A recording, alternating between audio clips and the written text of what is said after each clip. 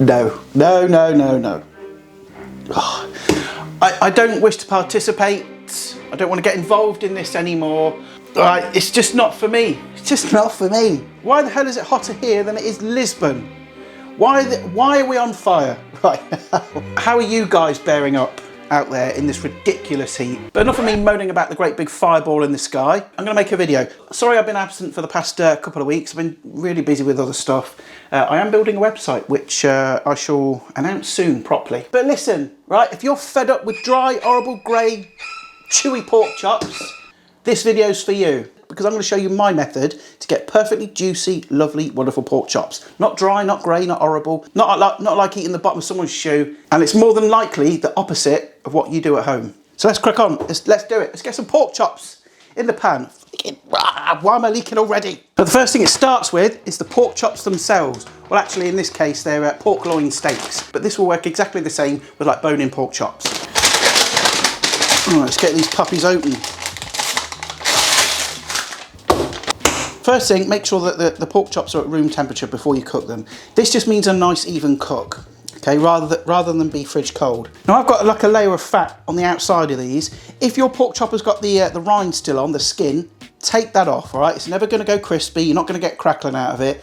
You might as well just take it off. You can stick it in the freezer and, you know, make scratchings from them later on, but for this, take them off. But also the thickness, that's really, really important. You don't want piddly wafer thinned pork chops, do you? You want nice thick boys like this. That's a good 1.5 inches thick, that. And obviously the quality of the steak is up to you. You can buy like the supermarket stuff if that's what you can afford. If you can spend that little bit extra, go and visit your butcher, get some nice high quality pork chops. Now I got these from my local butcher, my old mate John.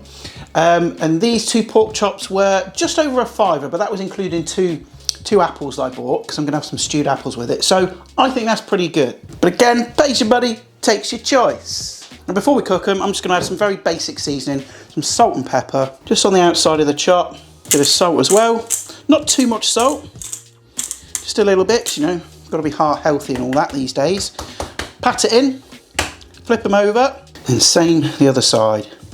And I am going to make a little pan sauce, a little jus to go with it, which is only going to use water. Right, pan. You can start cooking these chops. My bloody knees. And this is where things might be very different to how you normally cook pork chops. Let me explain, right? Because if you take a steak, a beef steak, that can take quite a bit of bullying, a bit of knocking around in a pan. It's got plenty of fat in there. You can put it on a high heat. Flip in, toss it through the pan, add some butter, let it rest. It's going to turn out good. Because unless you're really messing it up, cooking a nice steak is quite an easy thing to do. But pork chops need a little bit more care. They're a bit more delicate. Because how many times have you cooked a pork chop the same way as you do a steak, and it comes out dry, chewy, and just not very pleasant? And the key is doing the opposite to a steak. Let me show you. If I can get up again. So get yourself a pan, frying pan, skillet, whatever it is. Nice and flat. Well, this isn't very flat actually. It's a bit wobbly. It's a bit knackered. Okay, and get that onto a heat. Sort of medium heat to start with. We just need to get that pan fairly hot. Yeah, I've had to switch my pan over because I forgot I cooked some kippers in this one a few days ago. And no matter how many times I wash it, I can't get the bloody smell out. So as it was heating up, it just stank of fish. I don't want to cook my pork chops in that. I think I'm gonna have to ditch that, get a new pan. Why are kippers like that, man? They're delicious, but they don't have bloody stink. So, and as the pan is heating up, go in with a generous knob of butter and swoosh that around. And then just a tiny bit of oil, a neutral oil, sunflower or veg. This just sort of prevents the butter from burning. And you see how that butter is nice and gently foaming? It's not like screaming at you, it's not like frying vigorously, it's just that butter is gently foaming. A nice little sizzle on there. And as that's nice and gently foaming, I'm gonna go in with our pork steaks, pork chops, whatever you're using. Now you can see how gently that's cooking. Right, that's the key. No aggressive high heat for this, because think about it, right? Pork chops, pork loin steaks, they've got no fat really inside the meat. So if you cook them like a steak, nice high heat, all that moisture is just gonna be like squeezed out of it. And that is why your pork chops end up dry and tough. Gently, like listen to that sizzle.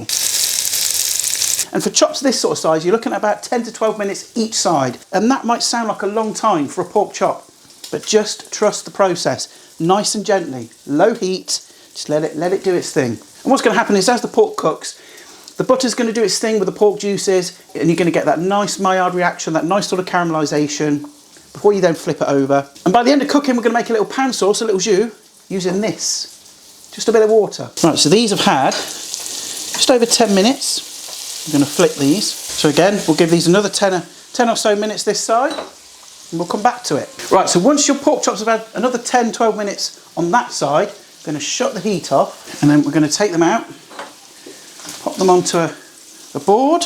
And just like you would do a steak, you need to let them rest. Just for a couple of minutes, 3 or 4 minutes, because remember, it's a muscle. Okay, it's been in a hot pan, those muscle fibres have all tensed up through the heat, so you need to allow them to relax. So you see all this gubbins in here, all this wonderful stuff, all the fat, your caramelised bits of pork chop, that is your kitchen gold. That's the base for a pan sauce. And all we need is a bit of water. You can add stock if you want, but water is all you need, okay? You can see it's emulsifying with that butter. I'm going to add some sage in there, that's completely optional, but just some fresh sage from my garden. You could add a bit of lemon juice in there, a bit of tarragon, parsley, or don't, just have it as it is. Now obviously you can have it with whatever you like, but I've got some mashed potato that I've just warmed through. The all but 3 green beans from my garden. That's literally all I had on the plank because the rest haven't come through yet. I've also got some nice stewed apples, some lightly stewed apples, and all this is just some nice apples cut into quarters, gently simmered with some sugar, a bit of water and some butter. That's it. Then our lovely juicy pork chop just on the top there. And then I'm just going to nap over some of that pan sauce. And obviously you can have this whatever veg you like, potatoes, accoutrements, whatever.